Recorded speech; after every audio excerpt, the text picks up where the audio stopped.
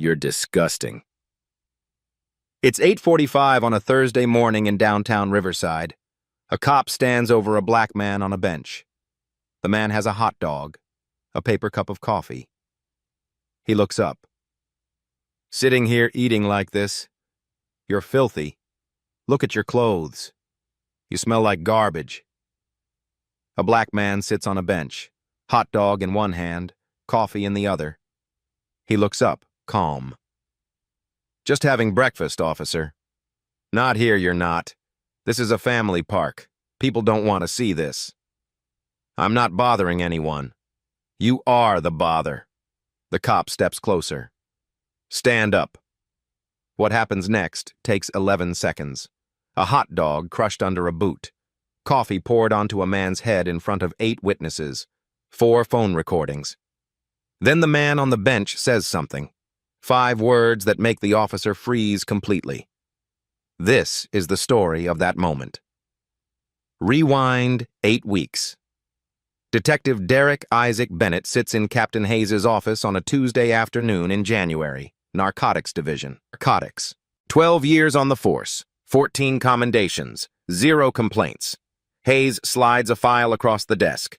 Missing persons reports. 14 girls, ages 15 to 17, all last seen in or around downtown Riverside Park. Sex trafficking, Hayes says. We think it's disguised as a homeless outreach program. Vans come through, offer food and shelter. Girls get in, never come back. Bennett opens the file. Faces stare back at him. School photos. Smiling. Alive. What do you need? Someone who can get close. Someone they'll trust. Hayes leans back. You'd have to go deep, undercover. No badge visible, no backup nearby. For how long? However long it takes. Bennett thinks about his daughters. Maya, 6 years old. Jordan, 9.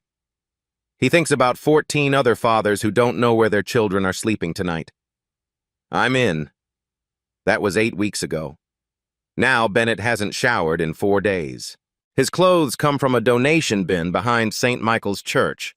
Jeans with holes in the knees, a jacket with a broken zipper, shoes held together with duct tape. He's grown his beard out, patchy and unkempt. He sleeps in his car 3 nights a week to maintain the illusion. The other nights, he goes home. Maya hugs him and wrinkles her nose. Daddy, you smell different. Working on something important, baby. His wife Angela doesn't ask questions anymore. She just sets his dinner plate in the microwave and goes to bed early. Operation Crosswire. 56 days deep. Bennett has established himself as a fixture in the park. The invisible man. Someone who sits on benches and doesn't make eye contact. Someone the traffickers might eventually approach. Someone desperate enough to do whatever they ask for $20. He's gotten close. 2 weeks ago, a man in a gray van asked if he wanted to earn some money moving boxes. Bennett said yes. The man took his phone number, a burner, untraceable, and told him to wait. Yesterday, his informant, a former victim who escaped and now works with the police, sent him a message. The tip came through at 7:15 this morning. Big meeting today, 1 p.m. They're moving girls out of state. Be ready. So Bennett is here, on this bench, in Riverside Park, eating a hot dog from the bodega on 5th Street, drinking coffee that's already gone cold. He's positioned himself 40 yards from the northeast entrance where the vans usually appear. His phone is in his jacket pocket. His badge is hidden in a sewn compartment under his shirt. His backup, 2 plainclothes officers, are parked in an unmarked sedan 2 blocks away, listening through a wire taped to his chest. Everything is in place. He takes a bite of the hot dog. Mustard and relish. The taste doesn't register anymore. After 8 weeks, food is just fuel. The morning is quiet. A jogger passes. A woman walks her dog. An elderly man feeds pigeons near the fountain. Then Bennett hears it. The sound that changes everything. A car door closing. Footsteps on pavement. Heavy, deliberate. the jingle of keys on a belt. He doesn't look up, doesn't change his posture, just keeps chewing. The footsteps stop 3 feet away. A shadow falls across the bench. "You can't be here." Bennett looks up slowly. A police officer, young, late 20s, badge number 2158. Name tag, Sullivan. "Just eating breakfast, officer." Sullivan's eyes scan him, head to toe. The stare lingers on the torn jeans, the stained jacket, the 4 days of beard growth. His nose wrinkles slightly. "This is a public park, family area. You're making people uncomfortable." Bennett keeps his voice neutral. Tired. The voice of someone who's had this conversation before. "I'm sitting on a bench, not bothering anyone." "Look at yourself." Sullivan's voice rises just enough for the jogger passing behind them to hear. "You're filthy. You smell. People come here with their kids." Bennett sees the woman with the dog glance over. She slows her pace, watching. "I'll move when I'm done eating." "No." Sullivan steps closer. "You'll move now." Bennett takes another bite of the hot dog. Slow. Deliberate. He needs to stay in character. A confrontation will blow his cover, but backing down too quickly looks suspicious to anyone watching, including the traffickers who might be observing from a distance. "Officer, I have a right." "Rights?" Sullivan laughs, sharp, contemptuous. "You think you have rights? Looking like that? Smelling like that?" The elderly man feeding pigeons stops, turns toward them. Sullivan's hand moves to his belt, not to his gun, to his radio. He keys it. "Dispatch, this is Unit 12. I've got a vagrant situation at Riverside Park, northeast quadrant." Bennett's jaw tightens. He hears the word vagrant crackle through the radio speaker. 50 yards away in the unmarked sedan, his backup hears it too. He needs to de-escalate, fast. "Officer Sullivan." He reads the name tag deliberately. "I'm just finishing my breakfast. 2 minutes and I'll—" "You'll leave now!" Sullivan's voice cuts through. "Stand up!" Bennett doesn't stand. Can't. Not yet. The meeting is at 1 p.m., 3 hours away. If he leaves the park, he loses position. 8 weeks of work collapses. "Sir, please, I'm not causing trouble." "You are the trouble." Sullivan points at the hot dog. "Eating out here like an animal. This is disgusting. You're disgusting." The woman with the dog has stopped walking entirely. She pulls out her phone. Bennett sees it in his peripheral vision. She's recording. Good. Witnesses, but also bad. Witnesses mean attention. Attention means the traffickers might abort. Sullivan notices the phone too. It doesn't stop him. If anything, it emboldens him. "People like you," he says, voice dripping with disdain, "make this city look like garbage. We're trying to clean up around here, build something decent, and then you show up and ruin it." Bennett feels the wire taped to his chest. His backup is hearing every word. He knows they're debating whether to intervene, but intervening means revealing his identity, which means losing the operation. He makes a choice. "Officer, I understand. I'll move. Just let me finish." Sullivan doesn't let him finish. He reaches down and slaps the hot dog out of Bennett's hand. It happens fast. The hot dog arcs through the air, lands on the pavement 3 feet away. Mustard smears across concrete. The elderly man gasps, audibly. Sullivan isn't done. He walks over to the hot dog, plants his boot on it, and grinds it into the pavement.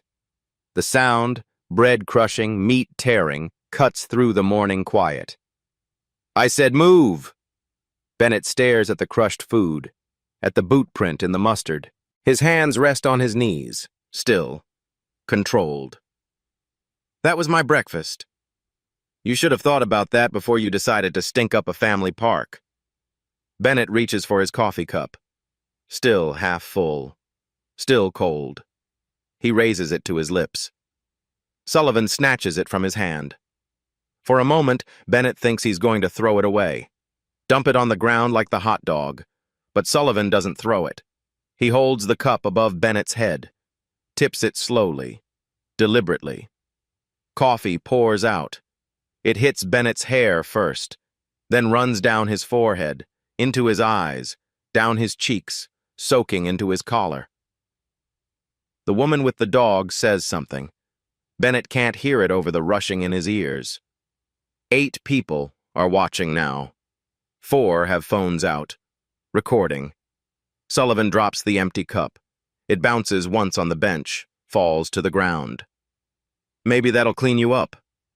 Bennett sits completely still. Coffee drips from his chin. His eyes are closed. His jaw is clenched so tight his teeth hurt.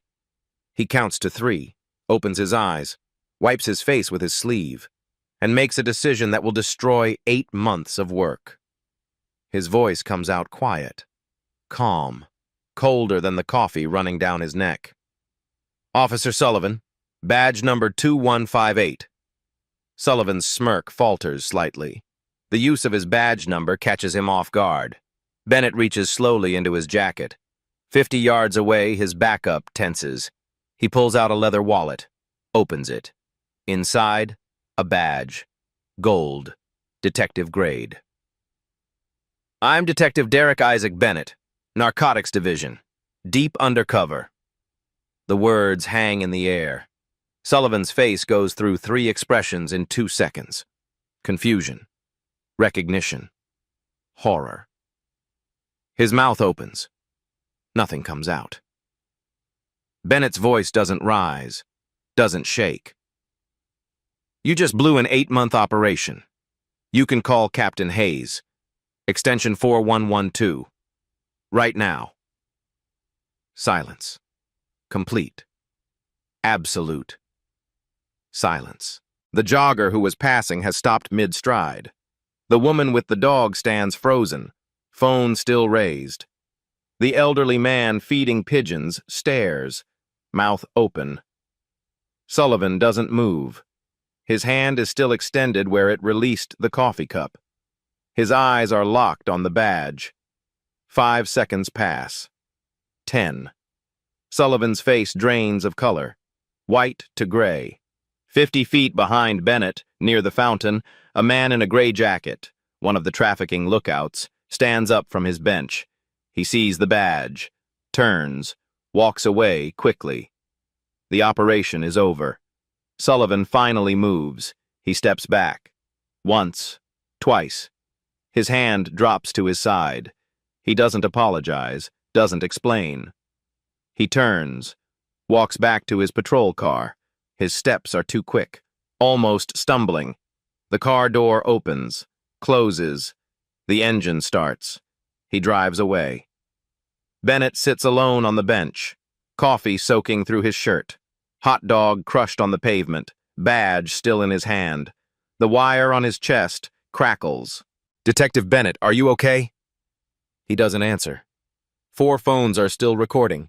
The unmarked sedan pulls up 90 seconds later. Lieutenant Sarah Brennan steps out. Internal Affairs. She wasn't supposed to be here, but she was listening to the wire. She hands Bennett a towel. Are you hurt? Bennett wipes coffee from his face. No. We need to leave. Now. The meeting at 1 is canceled. Brennan's voice is flat. Surveillance just reported. 3 men left the park after Sullivan showed your badge. The gray van turned around 6 blocks out. 8 months. Gone. How many got away? All of them. They switched plates. Disappeared. Bennett stares at the crushed hot dog on the pavement. His backup, Officer Marcus Shaw, approaches. That idiot just cost us 14 victims. 15, Brennan corrects. They were picking up a new girl today, 16 years old, runaway from Ohio. The number hangs in the air. The drive back takes 12 minutes. Nobody speaks. Captain Raymond Hayes waits in his office. The door was closed. Sit. Bennett sits, still wet. still smelling like days without a shower. Hayes listens to Bennett's account without interrupting. When Bennett finishes, Hayes is quiet. You identified yourself. He poured coffee on my head in front of witnesses. You could have walked away, keep your cover. And let dispatch send more units? The operation dies either way. Hayes exhales. The operation is dead, Derek. 3 targets gone. 14 victims moved out of state. This was our only lead in 2 years. 2 years. 43 family interviews. Hundreds of surveillance hours. 8 weeks in his car. Gone in 11 seconds. What happened to Sullivan? Hayes picks up paperwork. Misconduct report, destruction of an active investigation, assault on a fellow officer. Will he be fired? Suspended pending review. Hayes sets the paper down. The union will fight. They'll say he didn't know you were undercover. He poured coffee on someone for sitting on a bench. I know, but proving misconduct is different from proving ignorance. Bennett stands. So, he gets counseling and back pay? Hayes doesn't answer immediately. We'll handle this internally. Quietly. Quietly helps no one. Derek. Hayes's tone sharpens. You're reassigned. Effective immediately. Desk duty until this is resolved. The words land like a verdict. Desk duty? Administrative leave, reports, background checks. We'll call it trauma evaluation. I'm not traumatized, I'm pissed. Which is why you need time away. Hayes opens the door. Go home, shower, see your kids. Come back Monday. Captain, that's an order. Outside, Brennan waits. She falls into step beside Bennett. They're burying this. I know. I'm not letting them. She pulls out a flash drive. 4 witnesses, 4 videos. I collected them before the scene cleared. She hands it to him. Go home. Check your email tonight, 9 p.m. Sarah. Go home, Derek. Bennett sits in his car, coffee-stained, exhausted, flash drive in hand. His phone buzzes. Angela. Maya's asking when you'll be home. He types, on my way. But first, he sits. Watch the sun climb higher. Somewhere, 14 girls are being moved across state lines, and the man who destroyed their rescue is driving a patrol car on paid suspension. At 2 p.m., the department issues a statement. We are aware of an incident this morning involving 2 officers in Riverside Park. This appears to be an unfortunate misunderstanding between colleagues. Officer Sullivan has been counseled on proper identification protocols. We consider this matter an internal personnel issue and will handle it accordingly. No further comment at this time. The statement uses the word misunderstanding twice, the word assault 0 times, the words sex trafficking operation not at all. By 9 p.m., the first video has 230,000 views. By midnight, it's trending on 3 platforms. The department's phone lines are jammed, and Lieutenant Sarah Brennan sits at her kitchen table with a laptop, pulling Sullivan's personnel file. She opens the first complaint, case number 2022-0067, then the second, 2022-0234, then the third. By 3 a.m., she's read all 11. Every single one was dismissed as insufficient evidence. Every single victim is a person of color.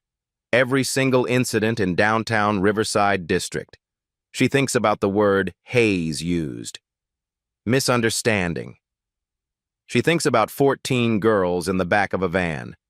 She opens a new document and starts typing. The first video comes from Ashley Monroe's iPhone. 2 minutes 18 seconds. Shaky at first. She's fumbling to unlock her screen, but then it steadies. You hear Sullivan's voice clearly. You're filthy. You smell. You see the hot dog knocked from Bennett's hand. You see the boot crushing it into the pavement. You see the coffee poured, slow, deliberate, onto a man's head. Ashley posts it at 9:14 a.m. with one line. Cop dumps coffee on black man for looking dirty in Riverside Park. Man says he's an undercover detective. By 11 a.m., it has 400,000 views. By 1 p.m., it crossed 2 million. The second video is clearer, shot by Jerome Washington from 30 feet away. Better angle.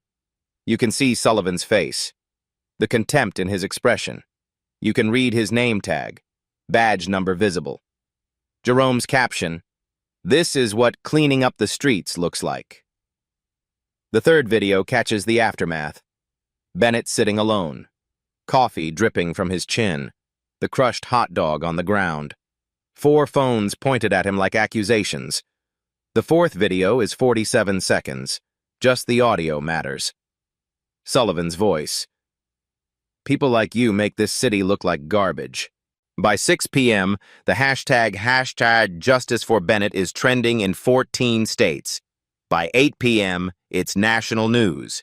The local NBC affiliate runs a 4-minute segment. Detective humiliated during undercover operation.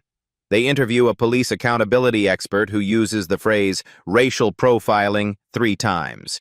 CNN picks it up at 9. Questions raised about police training after viral video. The department's statement, "unfortunate misunderstanding," gets quoted everywhere, usually alongside the word inadequate. Comments flood social media. He poured coffee on him like he was trash. Imagine what he does when cameras aren't rolling. Fire him, now. This is why people don't trust cops. But not everyone agrees. Context matters. We don't know the full story. Sullivan was just doing his job. How was he supposed to know? If Bennett looked like a cop, this wouldn't have happened. The Riverside Police Union issues its own statement at 7 p.m. Officer Sullivan is a dedicated public servant with 3 years of exemplary service. This was an honest mistake made in a challenging situation. We stand behind him and ask the public to reserve judgment until all facts are known. Officer Sullivan has received threatening messages and asks for privacy during this difficult time. The statement mentions Sullivan's safety, not Bennett's humiliation, not the 14 victims. At Bennett's house, Maya watches her iPad before dinner. Angela tries to take it away, but Maya's already seen the video. "Daddy, why did that man pour coffee on you?" Bennett kneels down, eye level. "Because he made a mistake, baby." "Was it because you're black?" Angela's breath catches. Bennett chooses his words carefully. "Some people make judgments about others based on how they look. That's wrong, but it happens." "Did you tell him he was wrong?" "I did." "Did he say sorry?" Bennett pauses. "No, baby, he didn't." Maya thinks about this. He should say sorry. You're right, he should. That night, Bennett checks his email. The message from Brennan arrives at 9:04 p.m. Subject line, "You need to see this." 1 attachment, a PDF, 47 pages. The first page is a personnel file. Officer Troy Sullivan, badge 2158, hired June 2021. The second page lists complaints, 11 total. Bennett reads through them slowly. Case 2022-0067, Latino man. Sullivan called him dirty and suspicious. Dismissed, insufficient evidence. Case 2022-0234, black woman. Sullivan told her she didn't belong at a bus stop. Dismissed. Complainant didn't cooperate. Case 2023-019, black man. Sullivan pushed his food cart and told him to move along or get arrested. Dismissed. Conflicting accounts. All 11 complaints. All people of color. All in downtown Riverside District. All dismissed. Every report signed off by the same investigator, Captain Raymond Hayes. Bennett's hands shake as he scrolls. At the bottom of the email, Brennan has written one line. "This wasn't a mistake. This is a pattern, and I'm going to prove it." Bennett reads through the complaints again, slower this time. In complaint number 7, the victim, a black teenager, wrote, "The officer said people like me make property values go down. He said businesses complained." Businesses. Bennett opens a new browser tab. Types, Downtown Riverside Business Improvement District. The first result is a website. Professional. Polished. Photos of new condos and trendy restaurants. Mission statement: enhancing quality of life and economic vitality in downtown Riverside through strategic partnerships and community engagement. Board of Directors, 12 names, CEOs, real estate developers, property management firms. At the bottom of the page, a press release from November 2023, BID partners with Riverside PD on Clean Streets Initiative. Bennett clicks the link. The release is 3 paragraphs long. Corporate language. Phrases like public safety and community standards and visible improvements. One sentence stops him cold.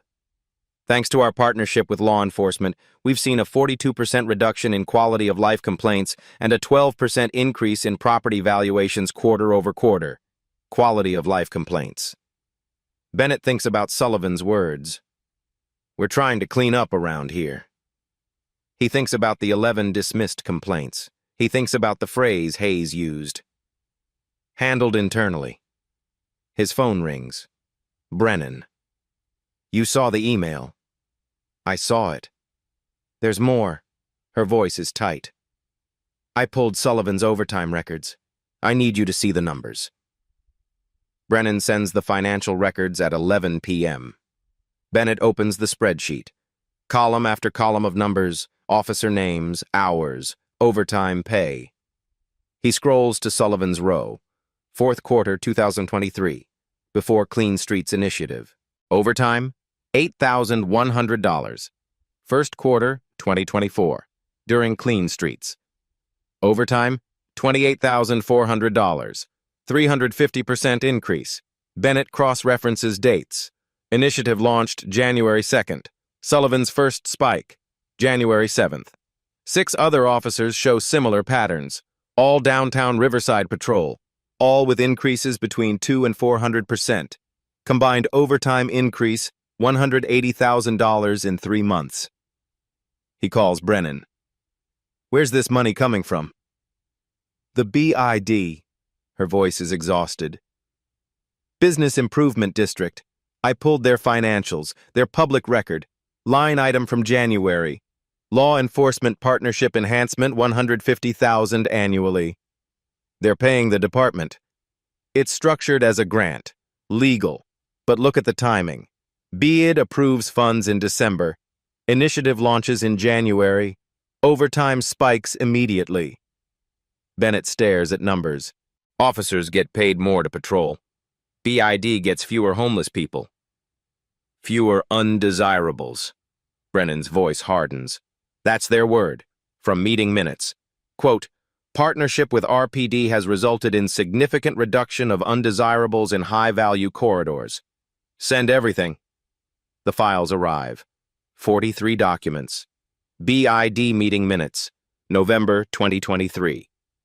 Director Victoria Ellis presenting, property values up 38% year over year. However, stakeholder concerns about street-level aesthetics, particularly vagrant populations. Recommend enhanced law enforcement partnership before Q2 investor meeting. December minutes. Framework established with Chief Hayes for increased patrols. Officers are incentivized for quality of life enforcement. January minutes. 47 contacts logged. Significant reduction in panhandling, loitering. Property inquiries up 12%. 47 contacts. Bennett opens another file. Community outreach log. Internal document. 47 entries, January through March. January 7th.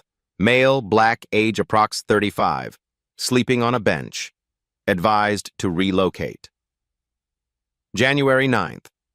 Female, Latina, age approx 28. Panhandling, cited for solicitation. January 14th. Male, black, age approx 42. Selling newspapers without permit. confiscated. Every entry has an identical pattern. Race identified. Age estimated. Relocated or cited. 47 people. 42 are people of color. 89%. Bennett opens Sullivan's file again. Different angle. All 11 complainants appear on the outreach log. Jerome Washington, complaint 2023-0119, is entry 23. Male, black, age approx 40. Food cart blocking access, became argumentative. Washington's complaint described it differently. Officer Sullivan pushed my cart and said I was lowering property values. Hayes dismissed it. Conflicting accounts. Keisha Daniels, complaint 2022-0234. Sullivan told her she didn't belong at a bus stop. Log entry 9. Female, black, age approx 30. Loitering at a transit stop. No valid destination. Dismissed. Complainant didn't cooperate. Every complaint has a corresponding log entry. Every entry submitted by the same 7 officers whose overtime tripled. Body camera records next. Sullivan's camera. 23 malfunctions in 12 months. All 2 to 8 minutes. All immediately before outreach log entries. January 7th. Malfunction. 6:23 to 6:31 a.m. Log entry. 6:28 a.m. March 14th. Malfunction. 8:44, 8:52 a.m. Bennett incident. 8:47 a.m. Perfect pattern. The cameras, Bennett says when he calls back. Tech unit confirmed. These don't fail spontaneously. Manual deactivation only. He knew every time. There's more. Sullivan had 3 training mentors, Thomas O'Connor, William Douglas, George Turner. Bennett recognizes the names. Veterans, 20-plus years each. What about them? Same complaints, older ones. O'Connor has 14 going back to 2009. Douglas has 9. Turner has 6. Same pattern, same dismissals. 11 plus 14 plus 9 plus 6. 40 total complaints. Hayes signed every one, Brennan says. 15 years of burying these. The scope hits Bennett physically. Not one officer, not 4. Institutional. What do we do? Full report, documentation, timeline, financial records. I'm submitting to the Inspector General tomorrow, bypassing Hayes entirely. That's career suicide. 14 girls are missing, Derek. Sullivan destroyed your operation because he was trained to see people like you as problems, by men doing this 15 years, with real estate money.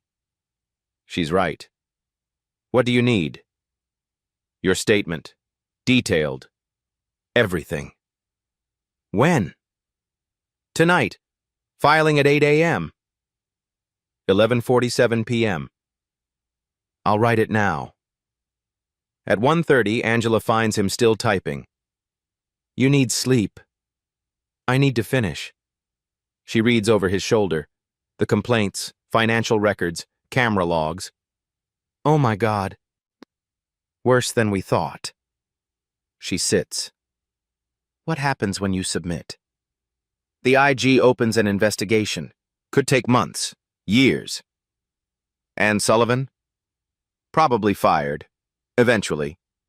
Hayes, the mentors, depends what they find. The girls? Bennett stops typing. I don't know. Angela takes his hand. Not your fault. I should have walked away. And let those 11 complaints stay buried?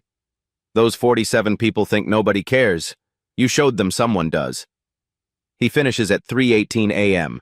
9 pages. Every detail. Subject line, my account. Brennan replies instantly. Thank you. Tomorrow will be loud. Bennett doesn't sleep.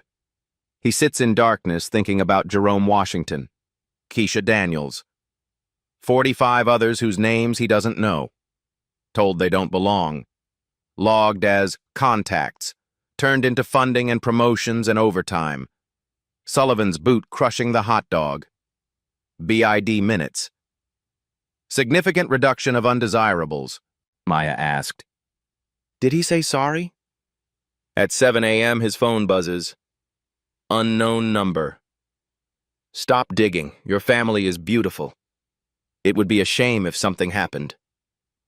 Attached. A photo. Maya. At her school playground. Yesterday. Taken from outside the fence. Bennett's blood goes cold. Bennett forwards the photo to Brennan immediately, then to his captain. Then he calls Angela. Keep Maya home from school today. What? Derek, what's wrong? Someone took a photo of her. At the playground, yesterday. Silence. Then Angela's voice, sharp with fear. Who? I don't know, but they just sent it to me with a threat. I'm getting the kids. We're going to my sister's. Good. Don't tell anyone where, not even me. I'll call you from a different phone. Bennett hangs up, dials Hayes. Captain, I need protection for my family. Hayes' voice is groggy. 7:15 a.m. What happened? Bennett explains. The photo, the text, the threat. Send it to me. Bennett forwards it. Hayes is quiet for a long moment. I'll have a unit do extra patrols near your house, but Derek, we can't provide 24-hour protection based on an anonymous text. Someone photographed my 6-year-old daughter. I understand, but we don't have the resources. Then find them. Bennett hangs up. His phone rings 30 seconds later. Unknown number again. He answers, says nothing. A woman's voice, professional, cold. Detective Bennett. My name is Victoria Ellis. I'm the legal counsel for the Riverside Police Union and director of the Downtown Business Improvement District. The BID director, calling his personal phone. How did you get this number? That's not important. What's important is that we have a mutual interest in resolving this situation quietly. Someone just threatened my daughter. I'm calling to ensure that it doesn't escalate. Her voice remains perfectly calm. The union is very concerned about Officer Sullivan's well-being. He's received over 300 threatening messages in the past 18 hours. Death threats. His home address was posted online. He poured coffee on my head. He made a mistake, a regrettable one. But public crucifixion serves no one. The union is prepared to offer a settlement, full apology, restitution for emotional distress, and will ensure Sullivan receives additional training before returning to duty. He's returning to duty?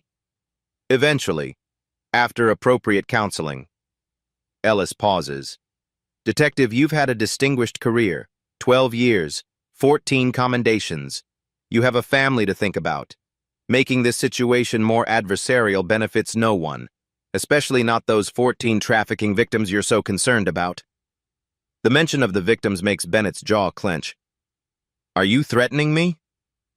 I'm offering you a path forward, one that protects your career, your family's privacy, and allows the department to handle this matter internally without further media circus. Internal handling is how we got here. 11 complaints buried. Ellis's voice cools further. I don't know what you think you've uncovered, but I'd be very careful about making accusations without complete information. The BID's partnership with the police department is entirely legal and has resulted in significant improvements to public safety and quality of life for law-abiding residents. By removing undesirables. A beat of silence. I see you've been reading meeting minutes out of context. That term refers to problematic behaviors, not people. And I'd advise you to think very carefully before suggesting otherwise publicly. Is that a threat? It's legal advice. Defamation is a serious matter, as is interfering with a lawful business operation. The BID represents 12 major property holders with substantial legal resources. Bennett's other line buzzes, Brennan, I have to go. Think about what I said, Detective, for your family's sake. The union will be in touch about the settlement offer. She hangs up. Bennett switches to Brennan. Where are you? She asks immediately. Home. Why? Get to the station. Now, Hayes called me in for a meeting. 8 a.m. What about the IG report? That's what the meeting's about. Bennett arrives at 7:55. Brennan is already in Hayes's office. So is someone Bennett doesn't recognize. A woman in a gray suit, sharp eyes. Detective Bennett, Hayes says. This is Deputy Chief Patricia Morrison, Internal Affairs Oversight. Morrison doesn't offer her hand. Sit. Bennett sits. Morrison opens a folder. Lieutenant Brennan submitted a preliminary report to the Inspector General this morning, before it was reviewed or approved through proper channels. That's a serious breach of protocol. Brennan's voice is steady. I followed the procedure for reporting suspected corruption that involves my direct chain of command.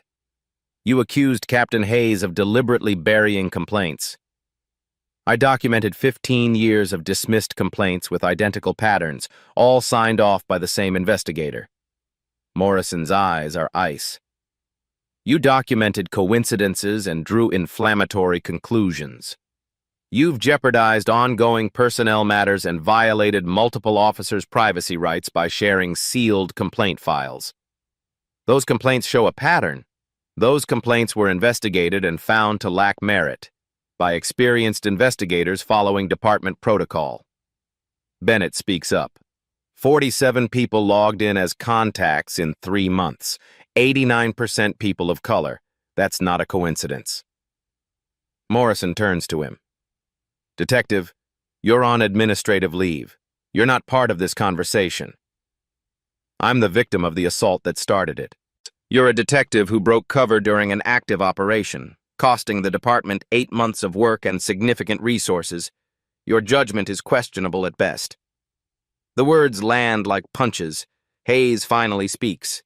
Sarah, you're reassigned effective immediately.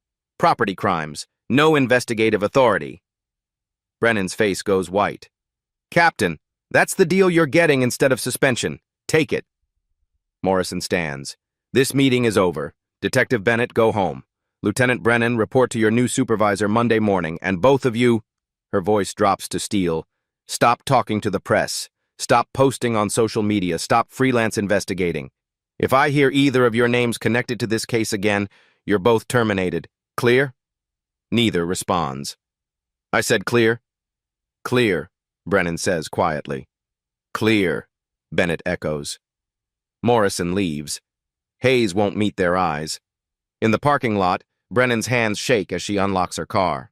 They're burying it, she says. All of it. Bennett thinks about the photo of Maya, about Victoria Ellis's voice, about Morrison's threat. Not if we don't let them. Brennan looks at him. We just got ordered to stand down.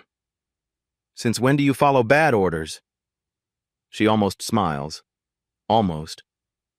I have a contact.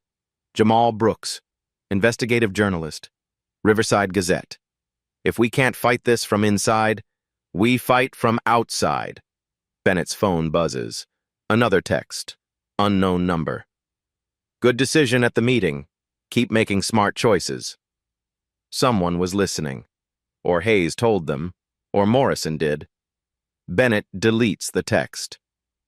Call your journalist, he says. 3 a.m. Bennett sits alone in his kitchen. The house is empty. Angela took the kids to her sister's place 4 hours outside the city. She didn't say where exactly, just called from a gas station. We're safe, Maya cried when they left. Why can't Daddy come? Daddy has work to finish, baby. And now Bennett sits in silence. Phone off, laptop closed. He told Brennan not to contact him for 48 hours. But he can't sleep. 14 girls. Missing. Moved across state lines while he sat on a bench eating a hot dog. 8 months. Gone in 11 seconds. 47 people logged like inventory. Relocated. Advised to move. Their humanity is reduced to spreadsheet entries that justify budget increases. Sullivan drives a patrol car, collects a paycheck, probably sleeps fine. Hayes signs dismissals and goes home to dinner. Ellis uses words like undesirables in board meetings. and Bennett sits in an empty house wondering if he made the right choice, if he'd walked away, kept his cover, let the coffee drip and said nothing. Maybe the operation would have continued. Maybe they'd have arrested the traffickers at 1 p.m. Maybe 14 girls would be safe now, but 47 others would still be invisible. 11 complaints buried. Sullivan was still crushing hot dogs, pouring coffee, and no one would know. Is that a fair trade? 14 victims for 47 others? Bennett doesn't know. Maya's question haunts him. Daddy, why did that man pour coffee on you?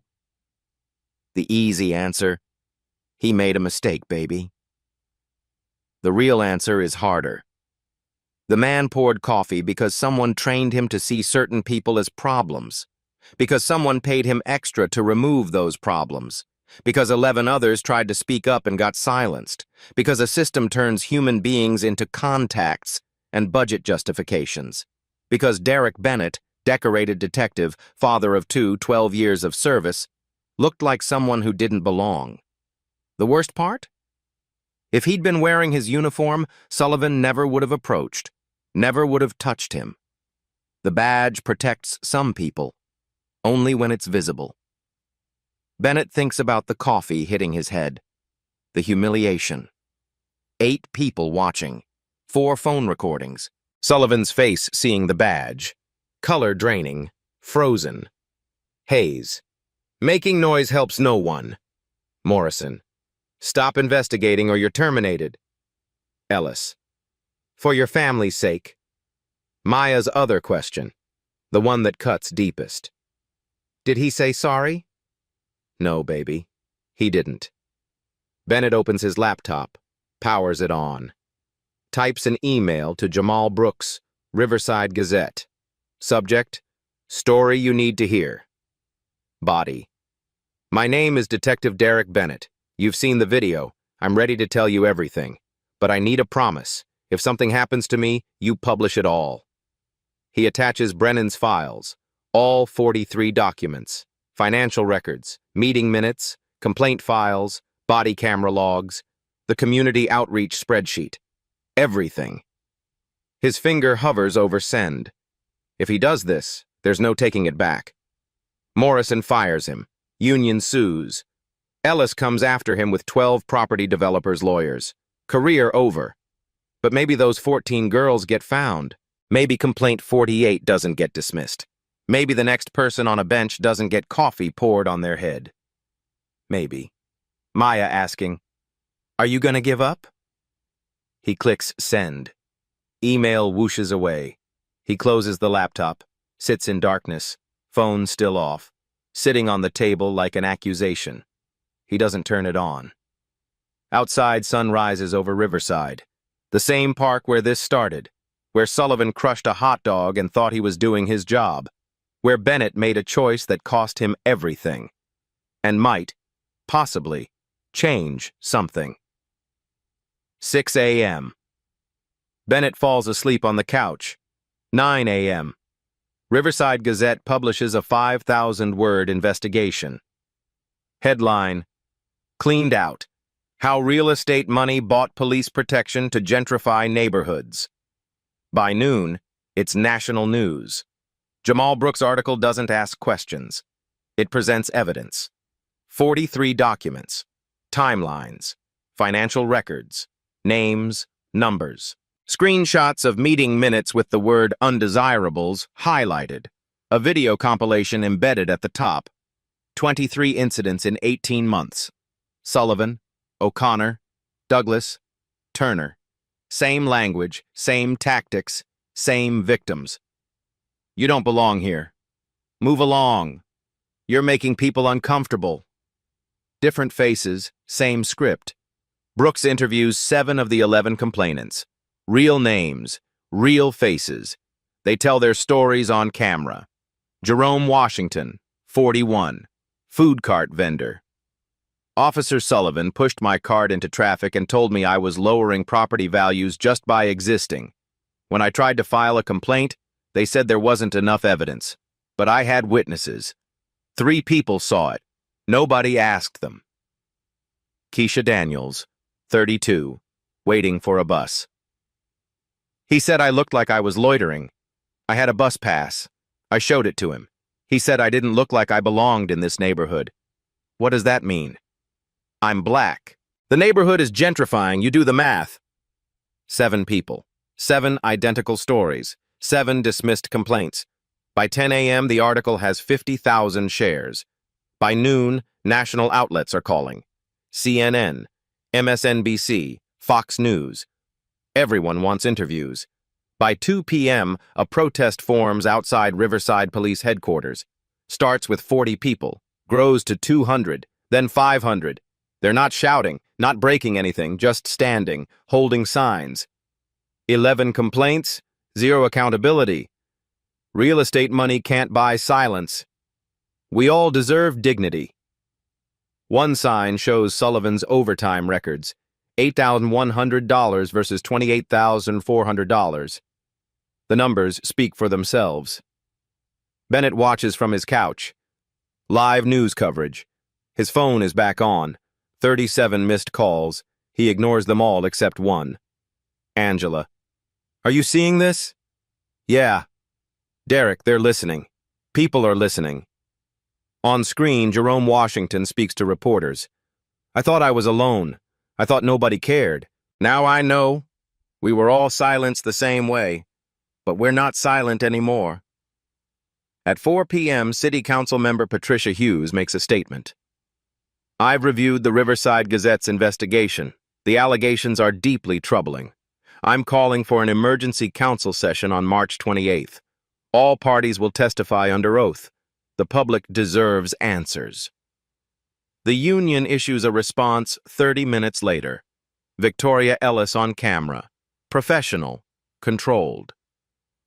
Officer Sullivan is a dedicated public servant who made an honest mistake in a challenging situation. The union stands behind him.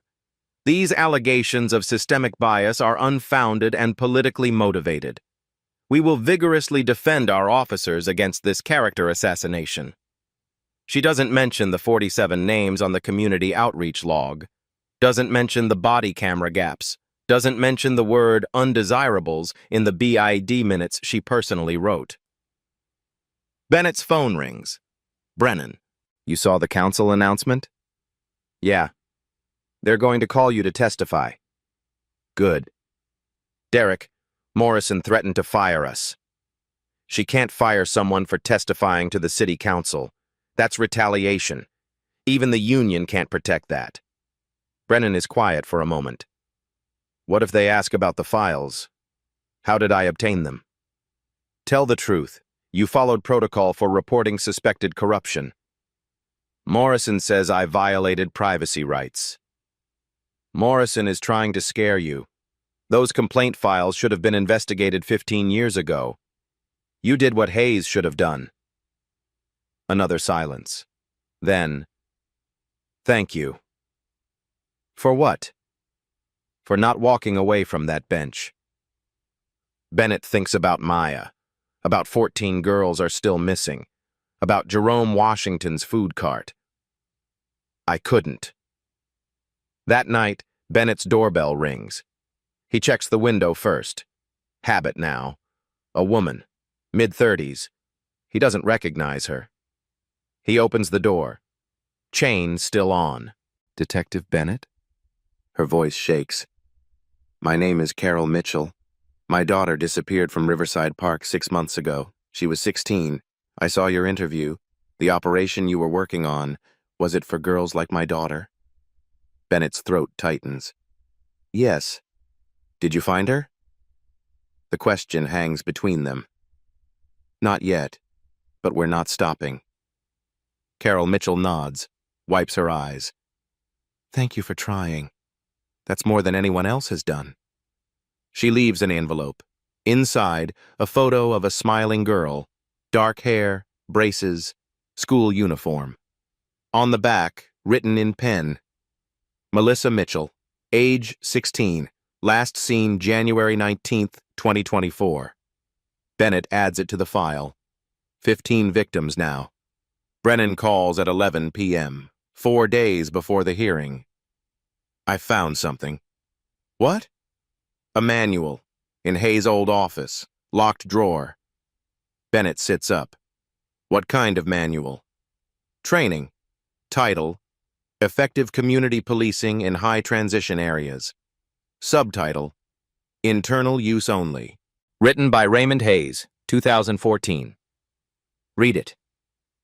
Papers rustle. Brennan's voice. Objective: Maintain community standards in areas undergoing economic transition. Target behaviors include loitering, panhandling, public consumption, unauthorized vending.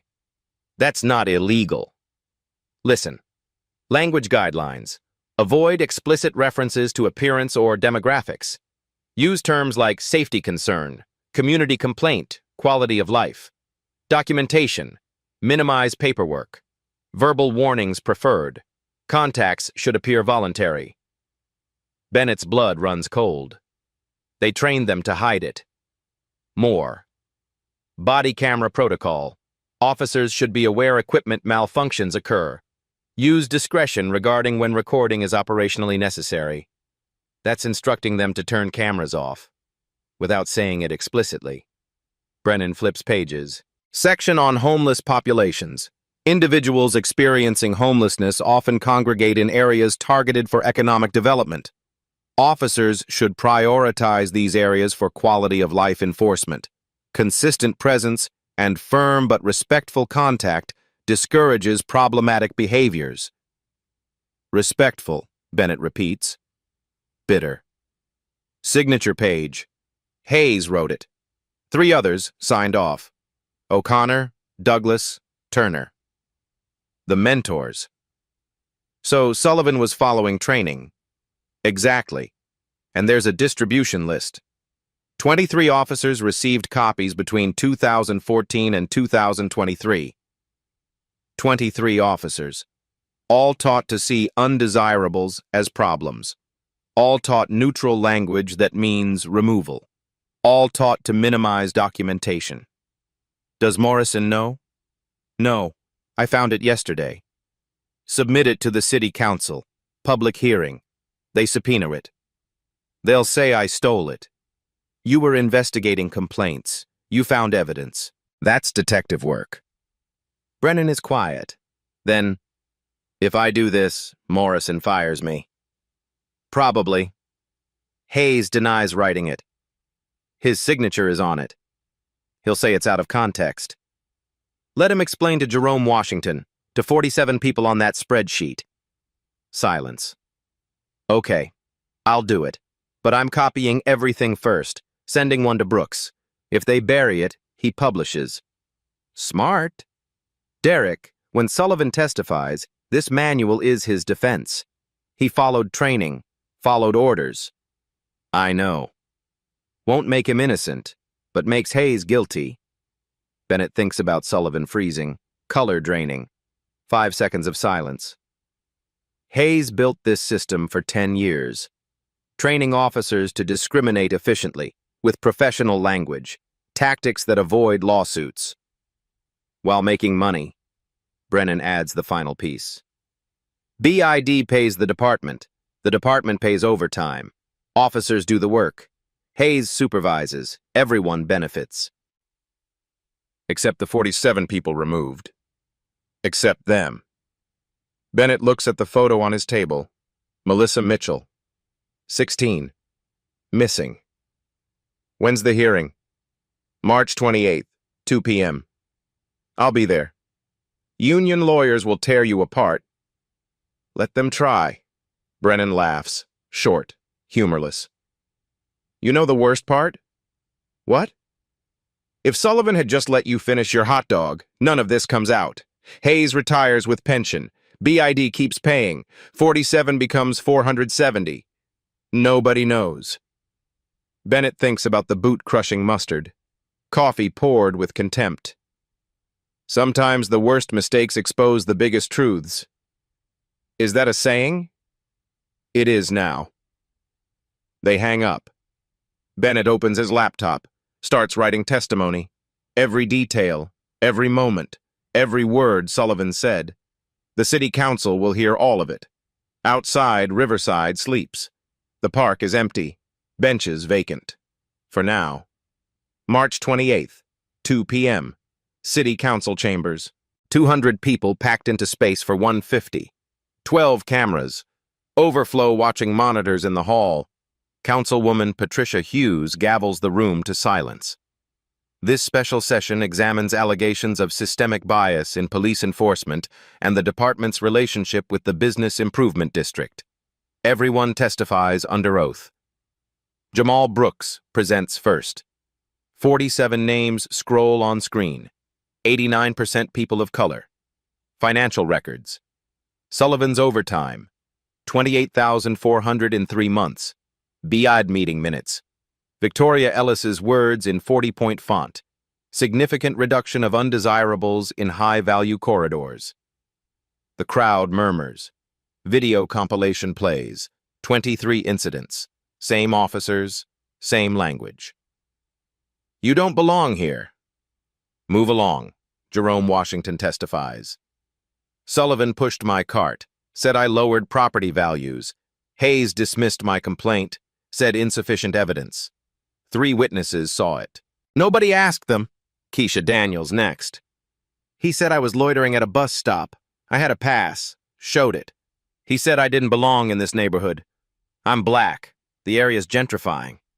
What did he mean? Silence now. Everyone is listening. Brennan testifies. Place the manual on the table.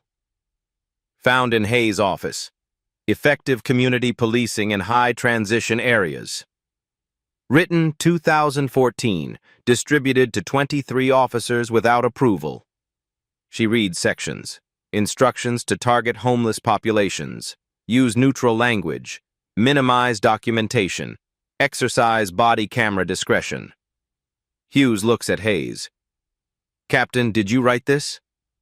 Hayes sits in full uniform, lawyer beside him. That document was internal guidance taken out of context. Did you write it? Yes or no? Yes. Chambers erupt. Hughes gavels silence. Sullivan testifies. Ellis and union attorney flanking him. Officer Sullivan, why did you pour coffee on Detective Bennett? Sullivan's voice shakes. I thought he was homeless. He smelled. People complained. I was doing my job. Assaulting people is your job? No, I was trained to... He stops. Trained to what? Sullivan looks at Ellis. She nods. Trained to remove undesirables from high-value areas. The words echo. Who trained you? Officers O'Connor, Douglas, Turner. They said we were cleaning the streets, making the city better. Give me the manual. And the coffee? He wasn't moving. He argued. I wanted him gone. So you assaulted him? Yes. Would it matter if he was just homeless? Would that make it acceptable? Sullivan doesn't answer. Hughes turns to Bennett. Detective, you've heard this testimony. Anything to add? Bennett walks to the microphone. No notes needed. I'm a decorated detective, father of 2, 12 years of service. Sullivan treated me like garbage because of how I looked. His voice is steady, quiet, powerful. But I had a badge. I could prove who I was. The 47 others on that spreadsheet couldn't. That's the system. If you prove you belong, maybe you get respect. If you can't, someone crushes your breakfast and tells you you're the problem. He pauses, looks at Sullivan. Am I undesirable? Sullivan won't meet his eyes. Absolute silence. Hughes calls the vote. 7 hands raise, independent investigation, terminate BID partnership, reform internal affairs, suspend all officers pending review, unanimous. The crowd erupts in applause, but Bennett doesn't celebrate. Melissa Mitchell is still missing. 14 other girls are still gone. April 3rd. Inspector General Diane Foster announces the results. Sullivan, fired, criminal charges filed, assault, civil rights violations, loses pension eligibility, but O'Connor, Douglas, Turner, forced retirement, full pensions, union protections. Hayes resigned, no criminal charges. 2 weeks later, the Business Improvement District hires him as security consultant. Salary, $180,000, double his police chief pay. Victoria Ellis, no charges. BID partnership was legal. Manual destroyed officially. But copies live online forever. The system bent, didn't break. Bennett can't return to undercover work. His face is public now. Narcotics reassigns him to the training division. Brennan gets promoted. Captain. Reformed Internal Affairs Division. First case, reviewing 15 years of dismissed complaints. The 14 girls from Operation Crosswire remain missing. The FBI takes over the investigation. No arrests yet. But Carol Mitchell's daughter, Melissa, number 15, was found in Ohio 3 weeks after the hearing. Alive. Rescued during a federal raid on a different trafficking ring. 1 out of 15. Bennett runs through Riverside Park again, early morning. Same bench where it started. No one stops him. A young officer drives past. Slow. Their eyes meet through the window. The officer nods. Respectful. Keep driving. Small change. Not enough. But something. Bennett thinks about Sullivan's boot crushing that hot dog. About the coffee. About Maya asking, "Did he say sorry?" No, baby. He never did.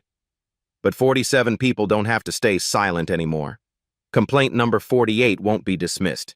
And maybe, possibly, the next person on a bench eating breakfast won't be treated like garbage. They trained him to remove undesirables. He just didn't know one of them wore a badge. And that badge changed everything. If this story matters to you, share it. Systems change when silence ends. What's the real cost of cleaning up your city? Who decides who belongs? Drop your thoughts in the comments. And subscribe, because some stories need to be told, even when powerful people don't want you to hear them.